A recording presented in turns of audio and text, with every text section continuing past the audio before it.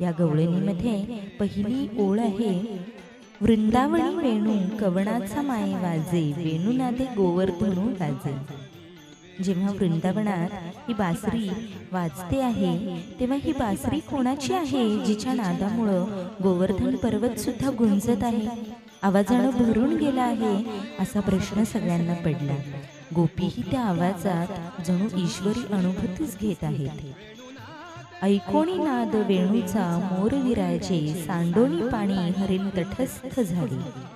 त्या वेणूचा नाद ऐकून मोर आपला पिसारा विस्तारून डोलू लागला आहे, विराजित आहे.